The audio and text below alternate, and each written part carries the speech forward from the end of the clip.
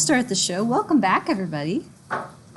Did any of you catch Shazam last night? I did. Did you watch it? I did, but then I turned it off after like 40 minutes. They talk too much. They do. It's. I don't understand one song. You don't understand one song? So I turned it off. Okay.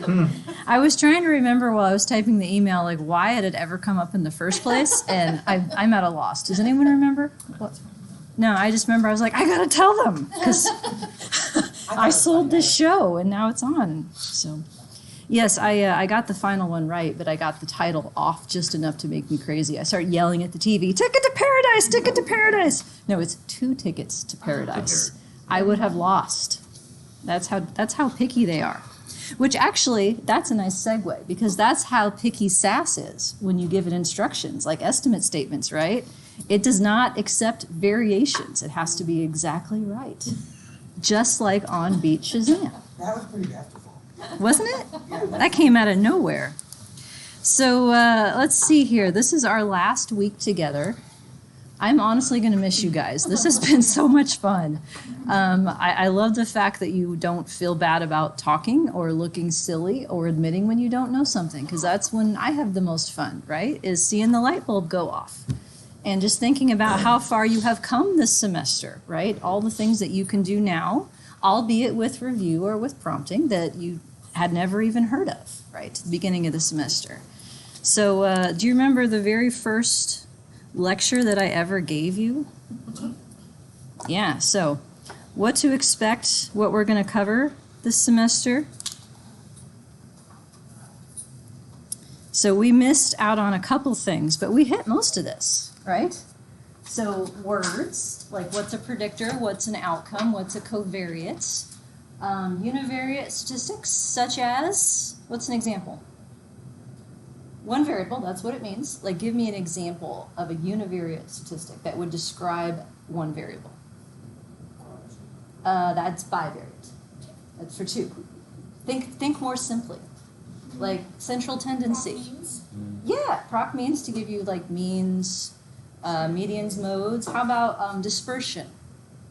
Give me words that mean dispersion. Standard deviation? Yeah. Starts with a V? Variance. There's one more we talked about, but then it died because it doesn't show up anymore. Oh, gosh. It's related to median. It was interquartile range was another measure of dispersion. That's if you have a variable that's not, has a funky distribution and you don't trust the mean and the variance, basically. So yeah. And if you have a categorical predictor, then you did frequencies and percentages and expected frequencies and all that stuff.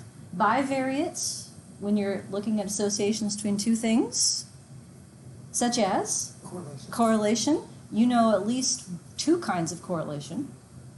Old white guys? Mm-hmm. Pearson, there's one. Which Pearson's, not to be confused with the Pearson family, which showed up later in the class. Yes, the 2 quantitative variables would be Pearson's correlation. What if you have an ordinal variable or a quantitative variable that you're sort of squishy about treating because of outliers? Who's the other white guy? Spearman. Cohen was a good guest, but that was effect size. Yeah. What if you have categorical variables and you want to see if they're associated, like 3 and 4-year-olds and Miss Molly and Miss Beth? Chi-square, yeah. There's other things that you can do past chi-square, but we didn't get to, but that's going to show up in other types of situations like log linear models or polychoric correlations. And then we got into general linear models, right? What does linear mean in this context? Because it doesn't mean linear slope necessarily, right? Why? Because that's in terms of the model, like what linear means in this context. Because you can have a nonlinear effect in a general linear model, right? It has to do with the idea of slope times variable plus slope times variable plus slope times variable is how it works. So most of statistics, like 99% of the models work like that. So that's what general means. You have a outcome that's supposed to have normally distributed residuals, right? That's quantitative, independent, and constant variance. And model means that we're putting a bunch of predictors in, right? To try and look at unique effects like the Pearson family. Who cleaned which room? Who gets credit for what? So yeah, we did single predictors, so simple linear regression if you have a quantitative predictor. Categorical predictors, if you have a binary predictor, what is that called in other classes? It's a one-letter name. It's a letter that shows up on your output all the time, which is why it's a silly name. No? T-test. It's a dumb name, right? Because T is everything. But yeah, if you're contrasting the means between two groups, that's called a t-test. More generally, you know T is estimate divided by standard error, which is your distribution, and we try and figure out if you're inside the distribution, in which case your difference is significant or not significant. Not, and if you're outside, then you're significant. Yeah. We did multiple predictor models, so we're going to review categorical predictors today. We did different types of continuous predictors, like exponential and quadratic and piecewise and stuff like that. This is piecewise. This one I ended up putting earlier in the class, and now we're doing moderation, right? What we didn't get to is multivariate. We couldn't fit that in. So that's going to come next semester if you'd like to stay with me, or otherwise watch the video. And nested effects is at the end of this lecture. Didn't get to heterogeneity of variance. I was ambitious at the beginning of the semester, but we ended up missing 4 classes because of 2 travels, unforeseen events, etc. But that's pretty much par for the course, though, especially in the spring. Just as an FYI, if any of you are coming back next spring, if there's snow on the ground, check your email before you come to campus, because odds are good we're going to be meeting via Zoom or not at all. Because every time the public schools close, my daycare closes. Last semester, I taught via Zoom 5 classes in a row with my son running around upstairs with his dad watching him while I was in the basement giving class. So that will likely happen again. So yeah, see, all these things you learned how to do. You learned how to fight with SAS, fight with Stata, find the magical H drive where your files work. All these things. So it's been fun. So you should feel proud, even if you're feeling a little like stressed right now and a little struggly with the homework and the quiz and stuff. I want to challenge you. But I also want you to feel free to ask for help. So there's my segue to that. Do you want to talk about homework? Sure, well.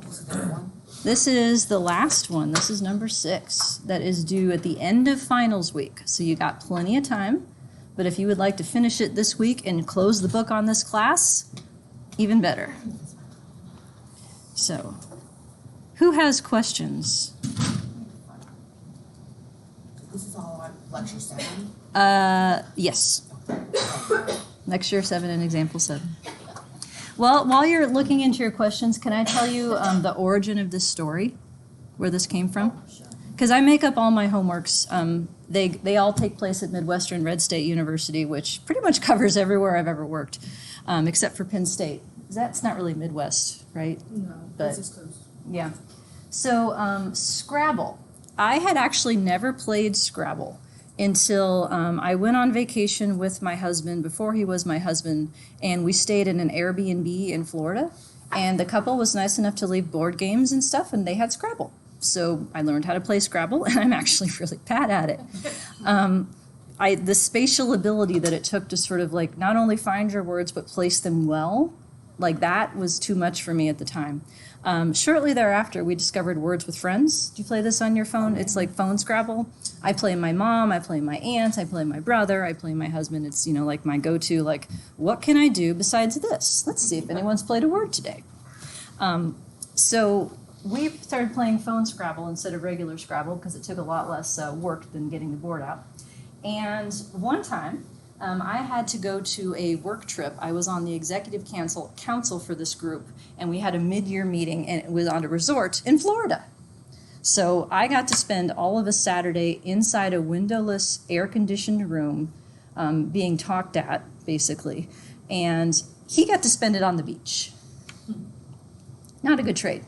But around 4 o'clock or so, I came back to the room, and he walks in, like, do you know what a rum runner is? Yes. It's a drink that was like about 3/4 alcohol and then maybe just a little something else. And he had been sipping those all day long at the beach, and he's like, "Hey, baby, how's it going?" Like, I did not have nearly as good a day as you. So we're just hanging out, relaxing in the hotel, and he's lying on one bed and I'm lying on the other. We're playing phone Scrabble back and forth. And the rum runners are catching up with him because literally, like, between turns, he's like this. Starts passing out, then the phone, ding, wake up, look at the board, play a word. That. And I'm watching this in disbelief because he has like twice as many points as me still. And I said, "How are you still beating me? You're passing out between turns." And he says, "I'm fucking gifted." He's not wrong. So, just fake it till you make it, right? I heard talking about imposter syndrome, right? No, you're all effing gifted. Look at everything you can do. And you know what? I'm still worse at phone Scrabble than him. He still beats me. I win at about a type 1 error rate. About once every 20 games, I eke out ahead. But I'm still playing it because it's fun and it's like, staving off Alzheimer's disease or something. So that's the story behind Scrabble. You need to have both verbal ability and spatial ability to play Scrabble successfully. And you're all effing gifted. So with that preamble in place, would anyone like to talk about the Scrabble homework? And if the answer is no, not yet, that's fine too. Because like I said, you got like 2 weeks to work on this, or at least a week and a half or so. Not yet? Okay. I'll ask again on Thursday. So yeah, this is our last week together. Thursday, I am allowing you time to complete your course evaluations. For those of you who weren't with us last time, do you know my deal? Remember the deal? 13 out of 15 of you complete them. You all get a point extra credit. Okay, 12 to go. And I gave this deal to the other class too, and they said, "Can you email us and tell us how many people have filled them out so we can like nag each other?" And I thought, that's a great idea. Yes, I will do that. The evaluation people suggested that we make time in our classes to ensure participation. So I'd like you to do this. I value your feedback. I've added a bunch of questions at the end that are more specific to this class. I thought of one this morning that was too late to add, but in the anything else you want to say, if you have any comments about the relative merits of this via an in-person format or an online format, because that's something that is becoming increasingly popular. I've heard some people would be really enthusiastic about it. Others were like, no, I could never get through that. So anything that you have to say about the idea of having taken this in an online way, I would be interested in hearing. So, all right. So we have a quiz to do today, right? Did you guys give it a shot? Yeah. That's all I ask. I did very well. I don't care if you didn't do well. I just want you to try. And one of my things is says help. That's okay. I don't know if it's I wrote that correct. too. It's exactly what I wrote. Help me. Please. I did the same exact thing. It's so This is, I have given this quiz, I think, to every advanced class I've ever done. So if you guys thought this was hard, yeah, because I'm giving this to people who have had 3 or 4 classes already, and this is the stuff we're just now getting to. So yeah, this is for I reals. don't feel so bad. Hmm? Yeah, that makes me so awful. I don't know what I'm doing. That's okay. I wanted you to give it a shot. The homework is hopefully easier than this because you can test your answers and find out if you're right. Right? I mean, you'll get the immediate feedback. And if anyone is stuck on those, I'm happy to work with you. Office hours this week as usual. So here's my model. The one in your in the portal did not render as nicely as this one, but this is the basic model. So the first question, Cole got correct. Apparently he's celebrating over here. Write the equation for, and then an estimate statement, or LINCOM, your choice, for the predicted outcome. In other words, conditional mean, from the fixed effects for a person with these characteristics. So first step, here's what the equation would look like substituting these values of the predictors where the predictor goes. So what I'm asking for in predicted outcome or conditional mean is y hat, right? For anybody who has this combination of values, this is your predicted outcome. So we start off, everybody, beta 0. No matter what, you need a beta 0 to start off with. This would be your predicted outcome if f is 0, g is 0, h is 0, and I is 0, right? That's where we start from. And to make the math easier, don't worry about centering for these. Next, we need a beta 1 times the value of f, that's 2. Next, we need a beta 2 times the value of g, which is 3. Next, we need beta 3 times the value of h, which is 4. Beta 4 times the value of I, which is 5. And then the coefficients that go with beta 5 and beta 6, just the multiplicative combination of those values that you already have. So when would you need this skill in life? Am I just torturing you for no reason? Probably not. No, that would be fun and all, but no. I prefer my torture to be useful. Has anyone made a poster at a research conference before or given a talk? Did you have any pictures on your poster? Like results of your model, right? That's when you would do this. It's to make points to plot, to show the effect of these predictors, and that gets even more important if you have interaction terms. So to be able to talk about how f moderates the effect of g, or this interaction term moderates each of these, and how beta 6 moderates each of these main effects, you need pictures. So this is one way by which you can get the values to plot. Here is what it would look like in SAS. Question. Are you going to send this to us? I can. Furiously write it down. Well, I am recording, so you can take a screenshot too, but would you like this? Okay, I'll send it to you on one condition, that you don't send it to anyone who's taking the class next semester and spoil their fun. It's not to work. Never. They're gonna Because have to struggle. I tend to reuse my stuff. Although, all I have to do is change one value, right? And then if anyone's cheating, I can totally tell. I used to do that for certain things, like change one thing and see if someone gave me last year's version of it. Yeah, so yes, I can send this to you. So would you like me to do that right now so you can make notes in it? Okay, hang on.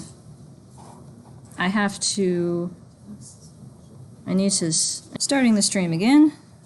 Welcome back. All right, so I just emailed this out to my class so that they have it to take notes in. All right, so the estimate statement. That's all we needed for that? Yep. Wow. I didn't do the label, but if you don't have a label, it will yell at you. So like the right thing would be estimate, label here, and also another thing it will yell at you, semicolon at the end. So yes, I just did the part that's the math part. So intercept 1 means I need 1 beta 0. F2 means this part right here. I need 2 times beta 1. G3 is this one right here. And so on down the line, where I did the math for beta 5 and for beta 6. Okay. How'd that go? Good. That part was good? Yeah. Great. Well, good-ish. Is it okay if you don't write like the numbers out? Because I kind of just multiplied 2 and 3 and 2 and 4. Is that okay? Yeah, no, that's what you have to do, like in the Yeah, down ends. there. I did this just for pedagogical purposes to show where the numbers came from. Sounds good. You said you have to do the times. Down here, like it won't let you type this.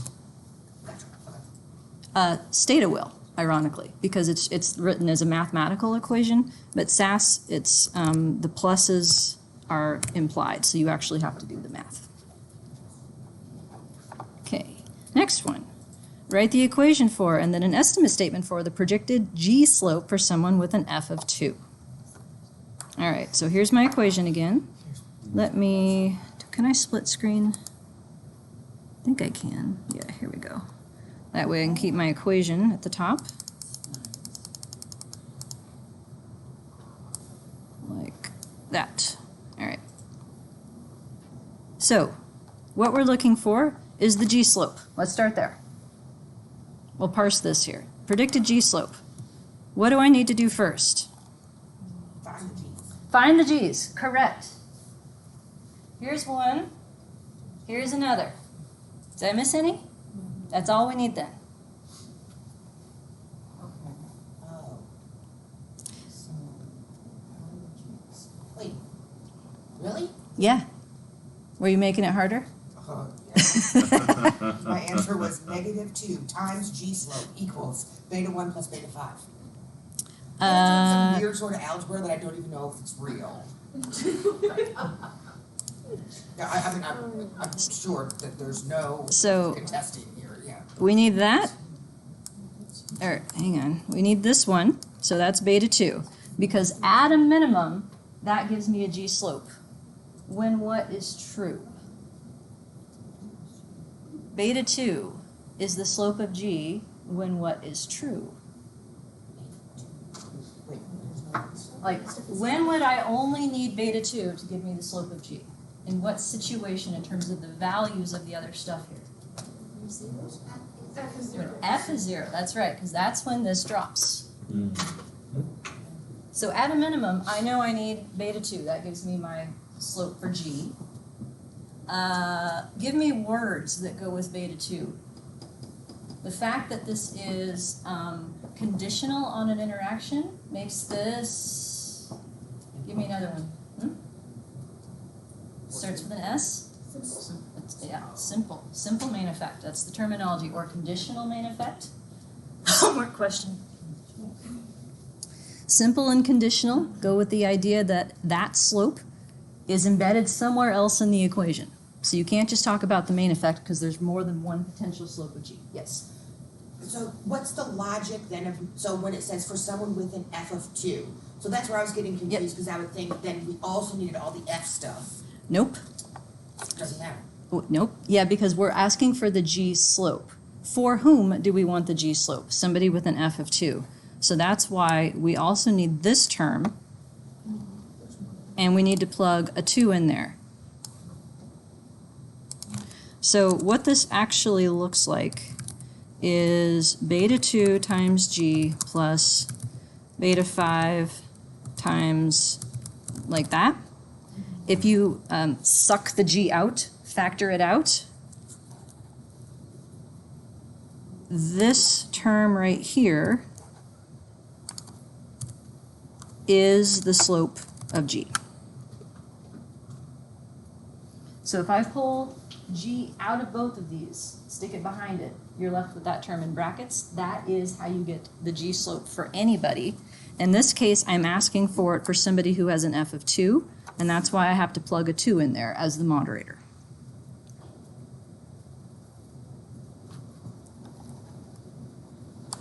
So in other words, if I were asking for the g slope for somebody with an f of 0,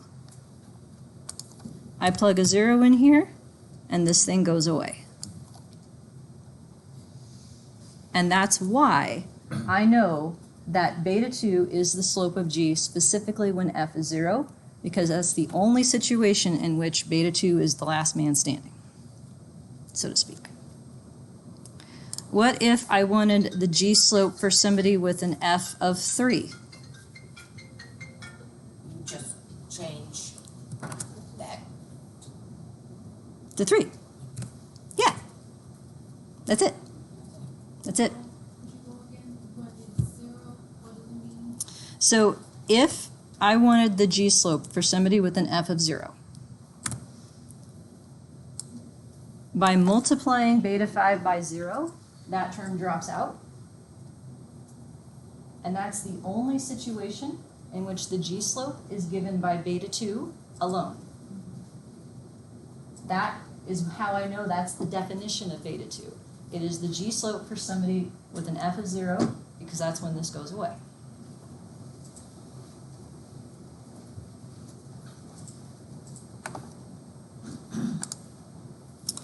And this is a mixture of SAS and Stata right now. I think I was editing this in front of people.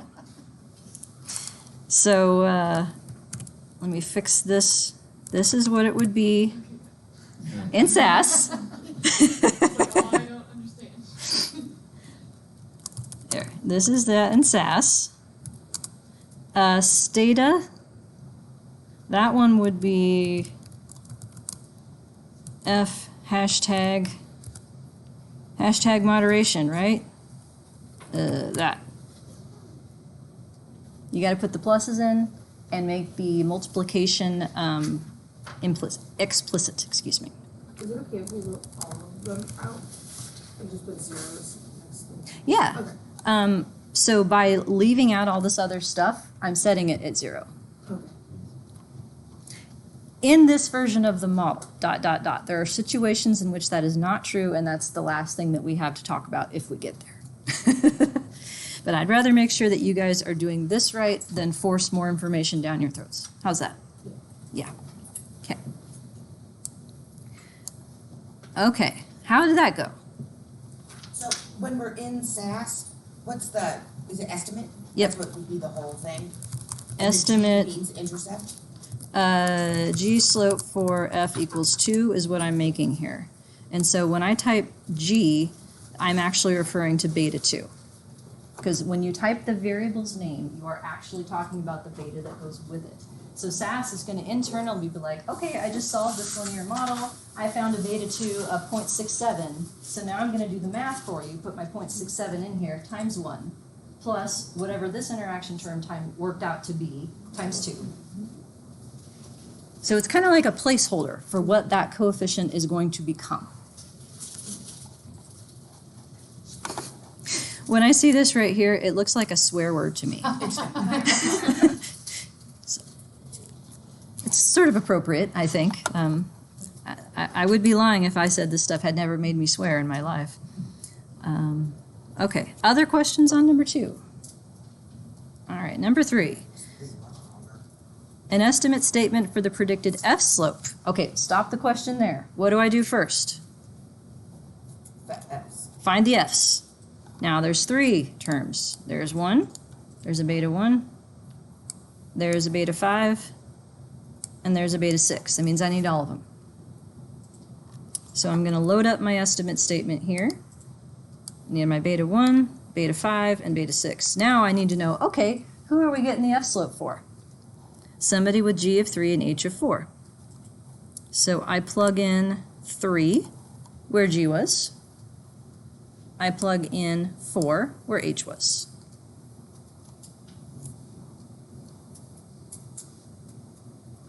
As you can see, this handout was created by copying and pasting from Icon, Canvas, Blackboard, etc. So this looks like SAS code. So this would be estimate F slope for G equals 3 and H equals 4, and semicolon, like that. Stata would be F times 1 plus F times G times 3 plus, oh, nope, hashtag, plus F hashtag H times 4. There. That's Stata. Okay. So that one was a little more complicated. Your homework will look more like this kind of thing because I put 2 interaction terms in your last model. So you'll have to be able to plug things in for both of them to get the correct predicted values and potentially simple slopes. And last but not least, the easiest question that you probably thought was the hardest because it's kind of a trick. This is where I said, help. Uh-huh. So we're going to do the same thing again. Predicted I slope. Ignore the rest of the sentence. Find me all the I's. There's one. The end. Oh my God. The end. Because beta 4 is the only place that has an I slope. So what kind of slope is beta 4? It's a main effect, not a simple main effect. It is marginal, not conditional. This is the I slope for everybody. So it was a trick. All I need is beta 4 at the end. And that will show up on my output anyway. I don't actually have to ask for it, but if you wanted to, that's what it would look like. Estimate, I slope, I don't need to ask for. That was that. Oh, that's it. So you, okay, so you don't have to say 4 F equals 2. Nope. It's for everybody. The model says the I slope is for everybody. Now that could be wrong. What if I had a hypothesis that said, no, the I slope needs to vary as a function of F? Put the interaction in the model, see if it's different than 0. Yep.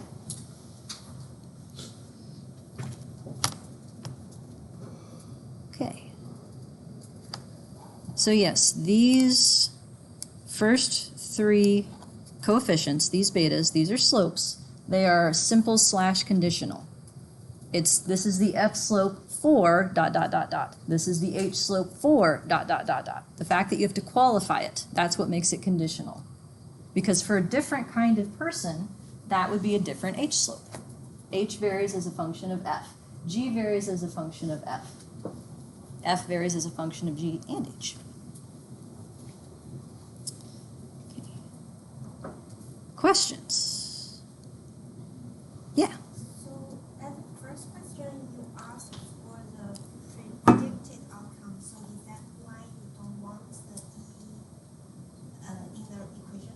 Yes. So these statements refer only, in this class, excuse me, these statements refer only to fixed effects. So we're not interested in predicting outcomes for particular people. We're interested in predicting it for kinds of people. In theory, if this was a predictive equation that was useful, we could apply it to a new sample of people for which we had their predictors but not their outcome, and make educated guesses as to what their outcome would be. We would never know what E is for each person, but that's usually not a focus. We want to know what about E instead. Because it's not that E doesn't matter, but what do we report with respect to E? Our friend at the end of the equation here. Variance, right? Has a special term? Not SEM. That is either structural equation modeling or standard error of measurement, depending on which class you're in. But the right letters. MSE, which sounds like a TV station, but it's actually mean square error. And MSE is a synonym for blank variance, starts with an R. Yes, which means leftover. Leftover, unexplained, remaining, etc., etc. So yeah, we do care about E, but not per person. We care about its variance across people as an indicator of strength of prediction. Okay, so all of this right here, that much is Y hat. So for every person in my data set, I could use this equation, use their values of their predictors, and generate a Y hat. I could save that Y hat column to a data set, and you have code that does that. That's the output statement. If I took that Y hat predicted outcome column, and I asked for a Pearson correlation with the real Y outcome column, what would that tell me?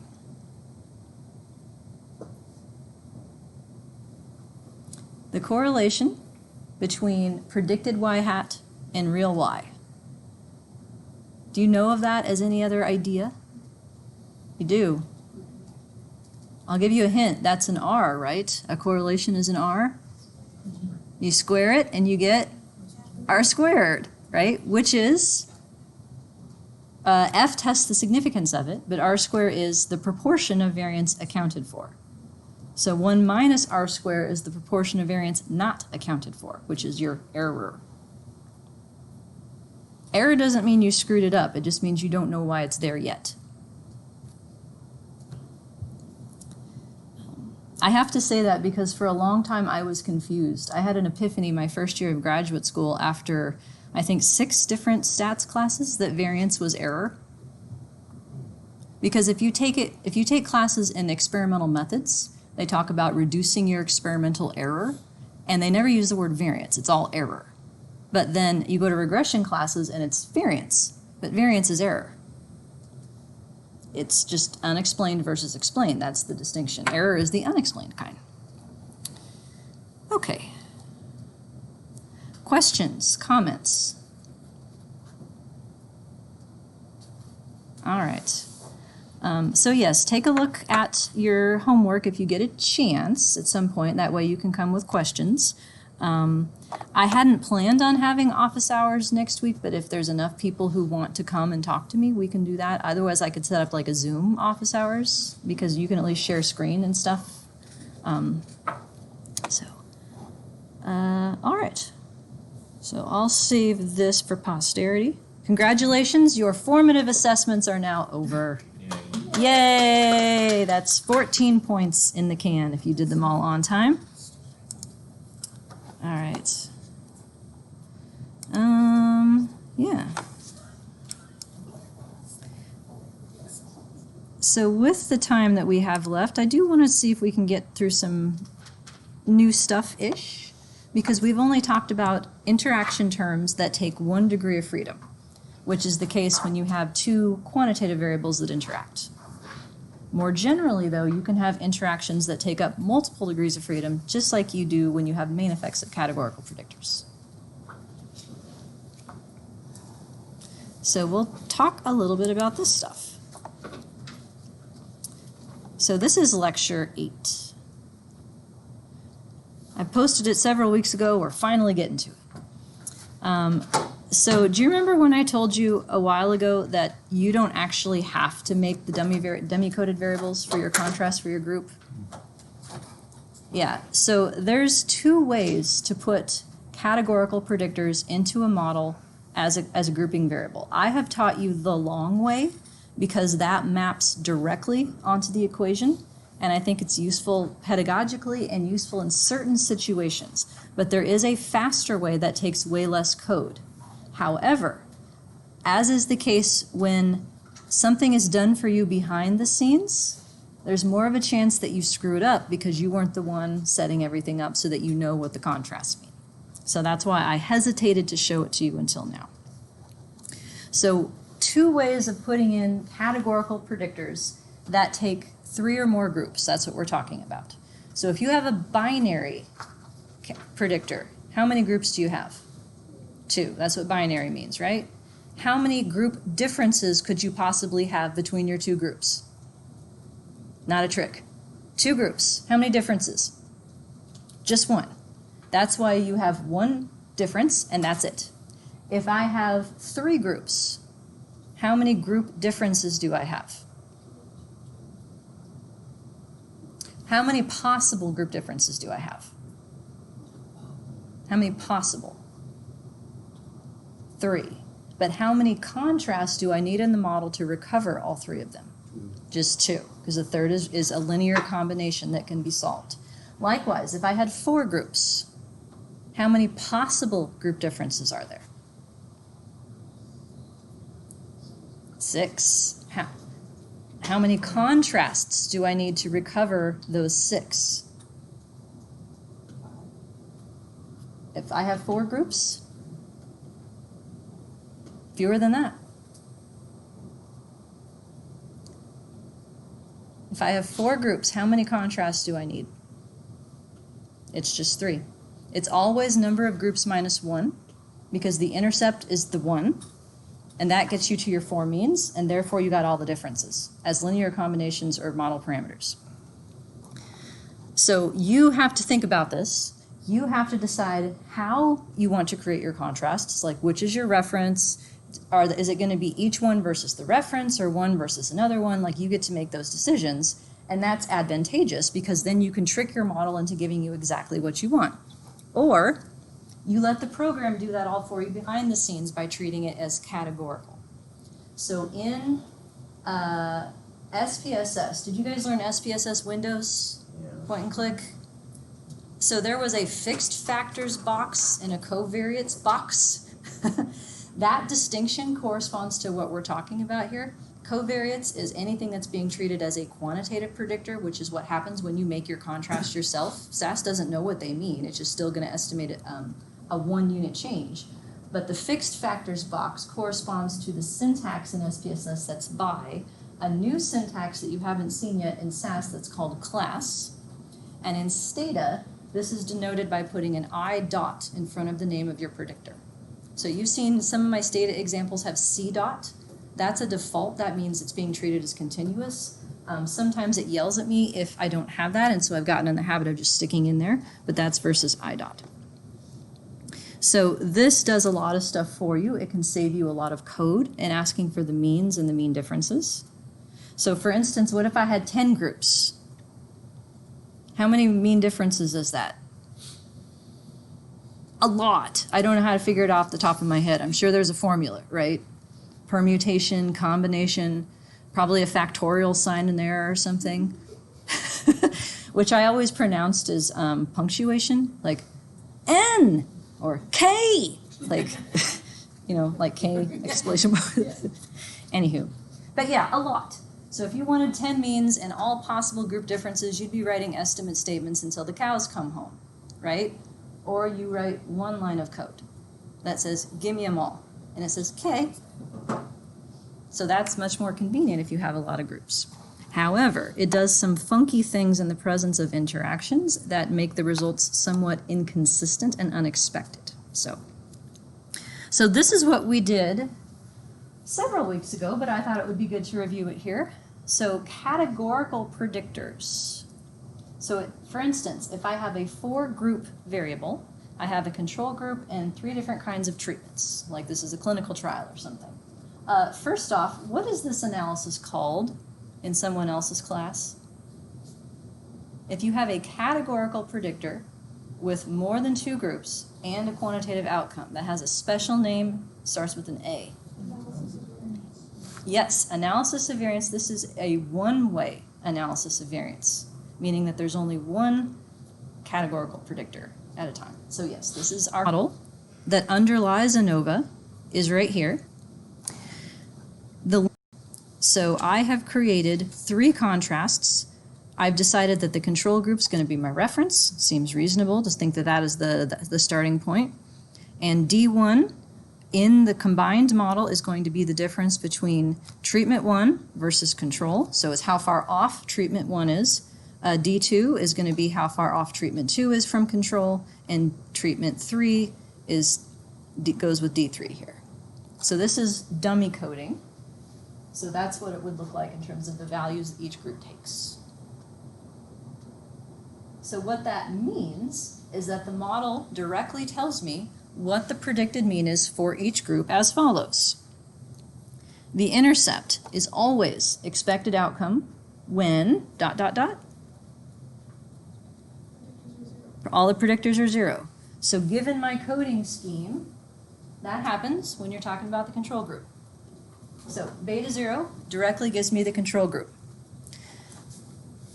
Beta 1 is the difference between control and treatment 1. So to get to what treatment 1's mean is, it's the control group mean plus the difference. That gets me to what treatment 1's mean is. That linear combination. That is not given directly by the model because it's a combination of 2 things that are given directly by the model. With me? Enthusiastic nodding on that one, yes. See, this is why I will never have as much fun doing an online class because I can't see people nod. Like, how fun would it be to like make jokes at my laptop? It's just not. Treatment 2 mean, same principle. What it is for control versus the difference between control and treatment 2, that linear combination gets me to what treatment 2's mean is. Same story for 3. Okay. So then the 6 possible differences. 3 of them are model parameters. Those are my slopes. Control versus each other treatment is beta 1, 2, 3 respectively. The other differences among the non-reference groups are linear combinations, because it's what is the mean for the alternative group minus the mean for the reference group gives you the difference. So in this case, treatment 1 versus treatment 2. Treatment 1 is my ref group, it's the one that's first. The alternative group then is the one that is after it here. So it works out to be beta 2 minus beta 1. What would happen, by the way, if I put these in a different order? If I did beta 1 minus beta 2? Is that wrong? No? What would happen to my coefficient? Like, what if the result of this linear combination was 3? It'd just be negative 3. Would the significance be different? Nope. It's just a difference. It's signed based on your ordering. So it's always helpful to get your means first. That way, when you look at the differences, you can tell who's higher because you've got the means to come back to. So these 3 differences are linear combinations of the model parameters. Okay, so it looks like this in SAS first. So if I put my 3 dummy codes in the model, I have written out a contrast that does the multivariate Wald test. My F for, in this case, it's the same thing as testing my R square, because the only thing that's in the model right now are those 3 contrasts. Here's how the model gives me the mean for each group, where I don't technically have to have the zeros, but I wrote them out to be as clear as possible. The same thing with the differences. And then the last 3 are the implied model differences, where the group that is first before the versus gets the minus sign, the group that is second gets the positive sign. So you did this in, this is your golf homework. Remember that? Remember? Yeah, it's exactly that. You did this. Here is the Stata version. Same principle, just with plus signs and minus signs. So you'll note here I've got C dot everywhere. That's making it explicit that it's being treated as a quantitative variable. So in this set of code, SAS or Stata, the program does not know what D2 means. It's just a column of numbers. It's up to you to know what it means. So it's a slope in that it's a change in Y for a 1 unit change in X. So a 1 unit change is the shift from the control group to each of the alternative groups. In that sense, it's still just a quantitative predictor, the same as age or education or anything else. So it doesn't know that these are groups. You have tricked it.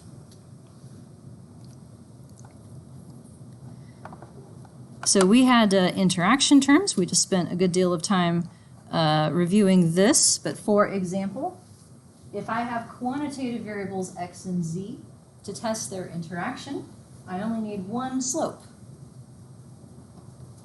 If my predictors that I want to interact, though, are groups, I need more than 1 interaction slope.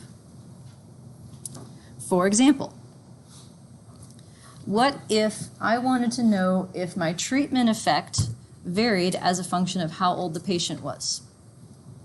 Maybe some treatments are more effective for older people than younger people, right? That's reasonable. So in this case, what I have here is the same start to my model, beta 1, beta 2, beta 3. Those are my group differences, but they are now conditional, because I have added interaction terms with age. Because I was interested in the interaction of group and age, I also had to add a main effect of age here. So let's unpack this a little bit. Beta 0 was the control group before, right? Now it is also for somebody who is ... age 85. Yeah, all of my stories are old people because once upon a time I was in cognitive aging. So this is for an 85-year-old in the control group. The next three terms, beta 1, 2, and 3, those are my group differences of control versus each other treatment, right? Yes, but am I done talking? No? What do I need to add? Those are my group differences when Someone's 85. when someone's 85 because of these new interaction terms. They are simple main effects of group. They are group differences among people of the same age, 85. Then this one here, beta 4. This is the slope of age, right? This is the change in y per year older, ...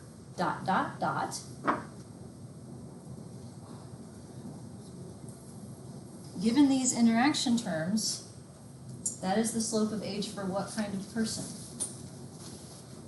No dementia? Wrong story, right idea. Sorry, dementia now. Yeah, it's a dementia treatment, sure.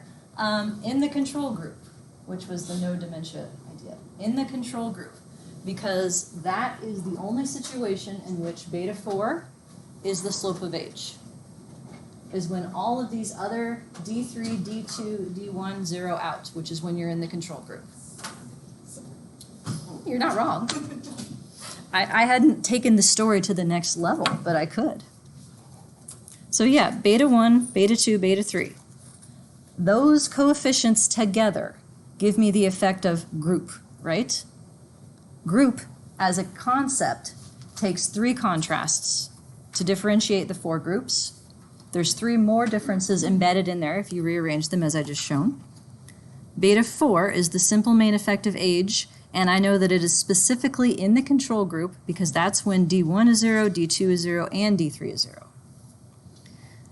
So these extra interaction terms, beta 5, beta 6, beta 7, the set of those, that is the interaction of group by age as an idea. So if you think about concepts, there's really only 2 predictors in this model. There's age and there's group. But because I have 4 groups, everything that has to do with group takes 3 slopes to do it. Both its simple main effects, beta 1, beta 2, beta 3, as well as its interaction with age, beta 5, beta 6, beta 7.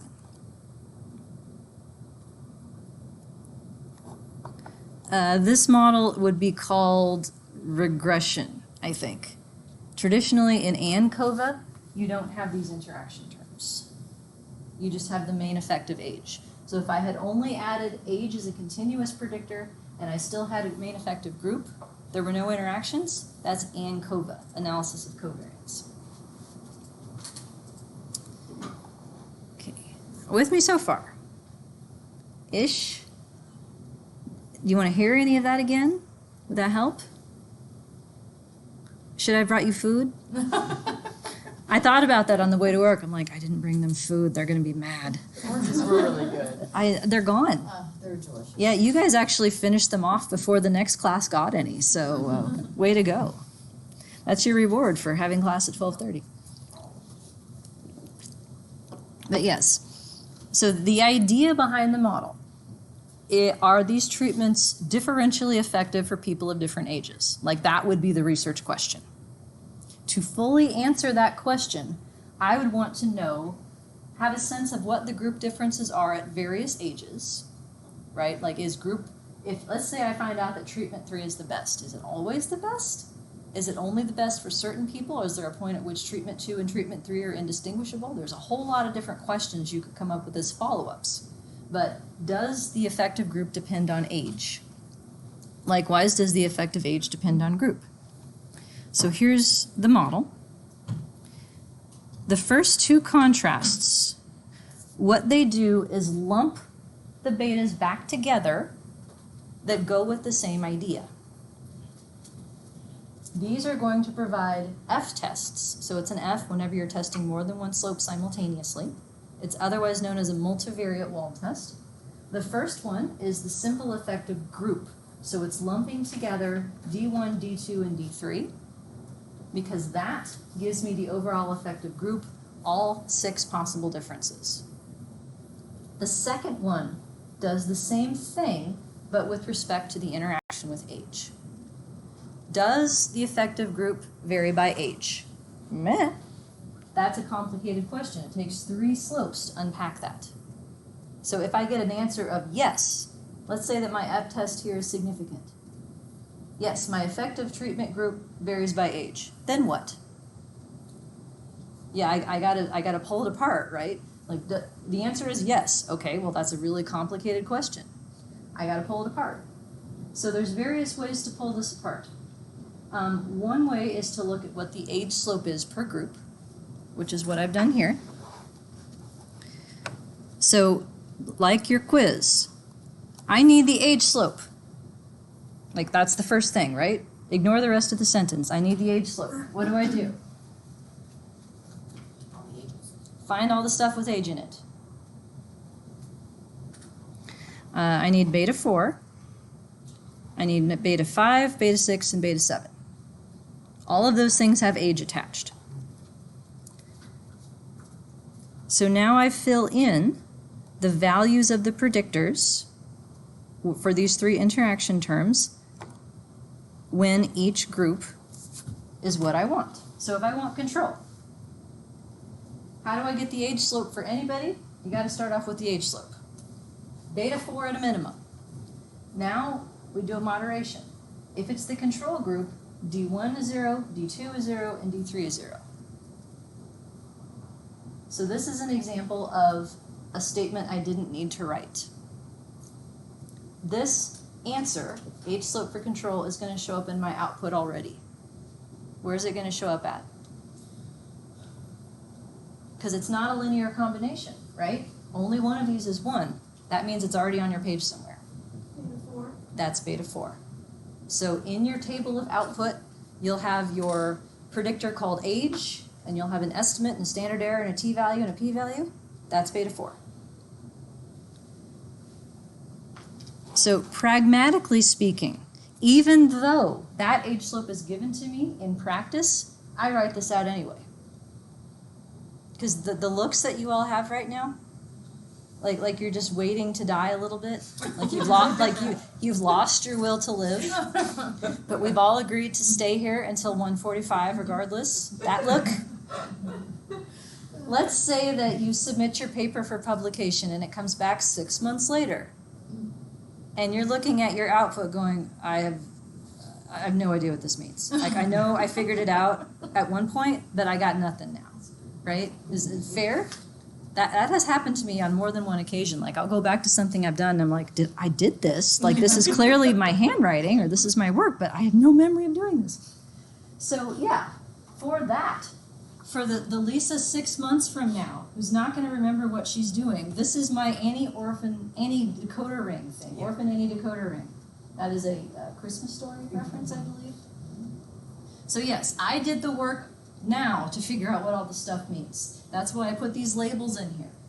So even though this one's given to me otherwise, I know if I want one of the age slopes, I'm probably going to want the rest, so I'm going to package them here where they're nice and labeled, and I've gone to the work to figure out what the model means now. I don't have to recreate it later. Plus, if you have an advisor who isn't as familiar with this particular software program or the models, this is the kind of output you can give them, right? Age slope, answer, p-value. Like this is nicely labeled. This is the kind of thing you can turn into a table for a manuscript. So these are handy to keep yourself from getting confused down the road. But same idea then the next ones. Age slope for treatment 1. Starts off with beta 4 at a minimum. But now I need to turn on this first interaction term. I'm not turning on the other 2 though. They only get turned on if I want the age slope for treatment 2 and treatment 3. So what these interaction D whatever by age tells us is the difference in the age slope between groups.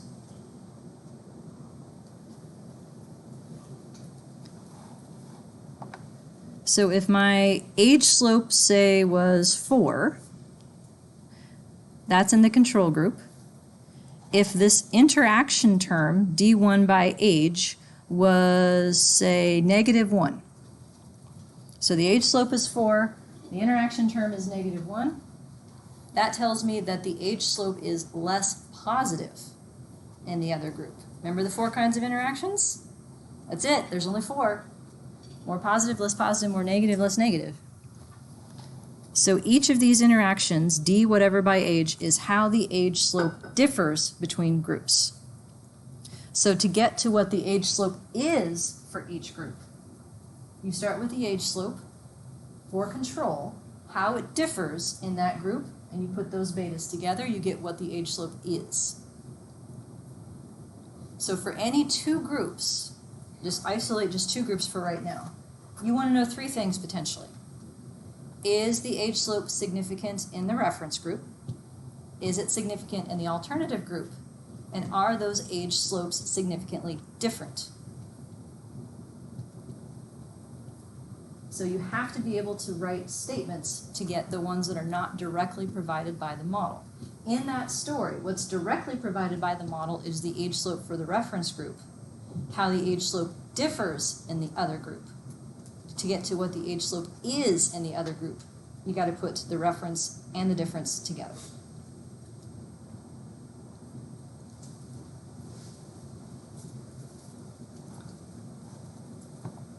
So it's the same idea.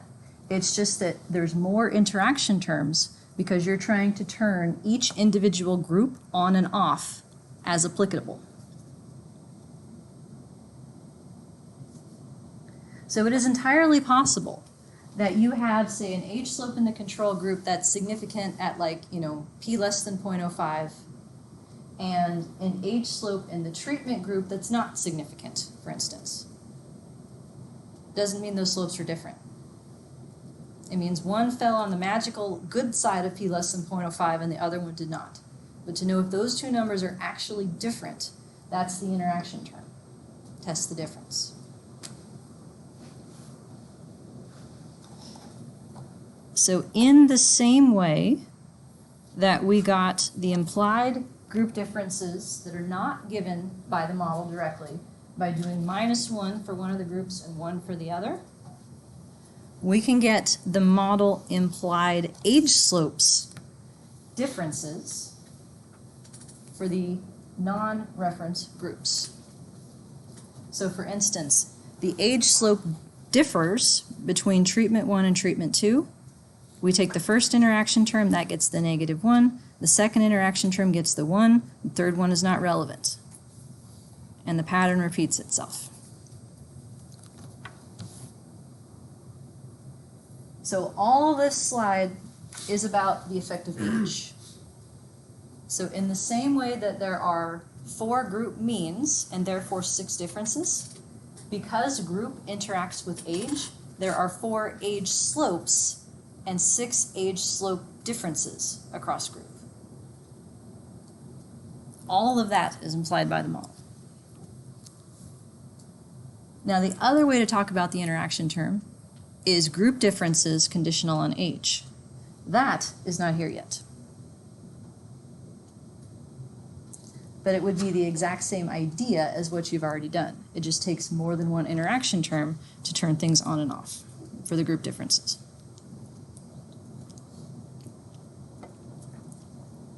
Here's Stata. Same idea, hashtags. Okay, how are we doing? Okay. So by the way, if this variable was not continuous, if it was categorical, and you had an interaction term like this, that is a 2-way analysis of variance. Can you guess what would happen if you had a 3-way analysis of variance? Yeah. Another predictor and all possible interactions. That is the default in ANOVA land, as crazy as it sounds. If you run an ANOVA in software, the default is to put all possible interactions in. Even if they're not significant, it's craziness. Okay. Yeah. So the other way, let the program do the coding for you. by treating it as categorical. So in SAS, there's an extra statement called class that will list the variable on. It's an I dot prefix instead of a C dot prefix in Stata. What it does is create as many dummy codes as you have groups. So by placing this predictor on the class statement or putting an I dot prefix, it is going to do this table behind the scenes. Only it knows what these things are called. These are my Lisa labels because it's all done for you behind the scenes. But this is what it's doing. It creates one new internal variable for every possible unique group. However, we can't have 4 variables in the model. One of them is redundant. If I have 4 groups, how many contrasts do I need in the model? How many slopes? 3. So, which of these gets kicked out? The shrug of the shoulders is correct. You have to know what your program does by default. Fun fact, it's not the same. SAS and SPSS by default kick out the last one so that the highest group, numerically or alphabetically, is your reference. The last one. Stata is opposite. It treats the first one as your reference and kicks out the last code. So what happens then is that the others are interpreted just like what you're used to. The one that it kicks out is your reference. So you will see this on your output in SAS as listing these sort of internal codes, and the one that's the reference will just have a bunch of dots where the numbers are supposed to be. That's how you know what the reference is. But it is last alphabetically or numerically in SAS and SPSS. It is first in Stata, and Stata does allow you to change that much more easily than the other programs. So the catch is that while it does this coding for you, every single time you mention group anywhere in your code, you have to tell it what value to take on for each of these internal variables. So it looks like this in practice. So this is slide 12. Hang in there. Hang in there. We're almost done. And be glad it's not a 3-hour class. So this, PROC-GLN, you know this one, right? PROC General Linear Model, Procedure General Linear Model. 2 new things here. D1, D2, D3, gone. Group. Isn't that easy? Class, meaning it's a classification variable, categorical variable. Group, and then this new line, LS means, stands for least squares means. When you put your variable on here, that is automatically requesting a mean for each group. And after this, the slash for the option, can you guess what diff equals all gives you? All possible differences, no matter how many there are. No factorials required. N, K. So yeah, that one line does literally everything else on this page. Oh. Yeah. You don't have to keep on doing all that. Correct. And she's like, why did you not share this with me before? I have my reasons. So yeah, so if I wanted to write redundant code to illustrate what's happening behind the scenes, everywhere that you see group, you have to give it 4 values that correspond to the values in its internal coding system. It works like switches. So if I want the mean for the control group, at a minimum, I still need my beta 0. But now I say, okay, turn on group 1. That's what the 1 means. Shut off the rest of them. The mean for treatment 1, that's my second group. Okay, turn that one on.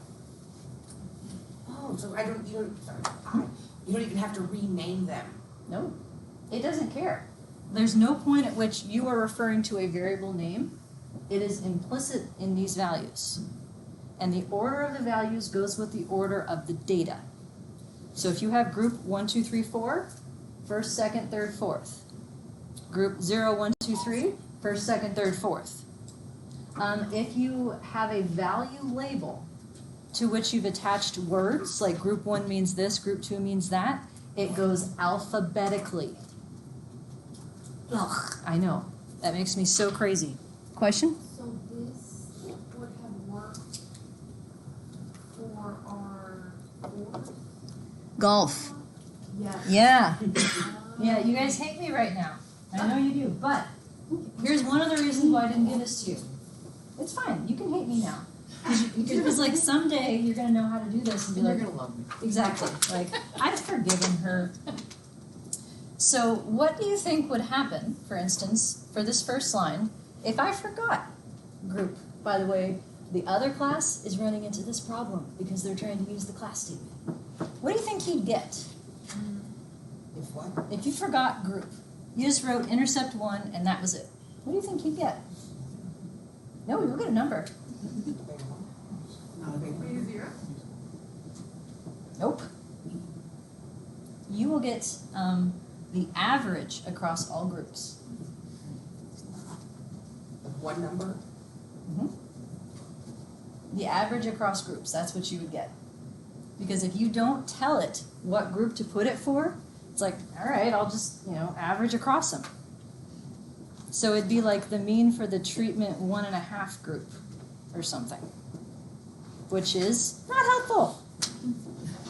So yeah, it marginalizes across group in ways that make inferences about impossible people. You can't have the average across groups. It's not a thing. The other thing that you have to decide here is when it averages across stuff, if you want it to treat the groups as balanced or not, meaning equal sizes. Because if you have groups of different sizes, that average will differ whether or not you weight it by the sample size in each group or not. So it gets more complicated when it does this stuff for you behind the scenes. It's making decisions for you. So, more on this next time. Okay? Okay, and don't hate me. I'm sorry. All right, we're done. I will see you either in office hours or Thursday. Take your pick. Let me know if you run into problems with homework. I'm happy to troubleshoot over email as well.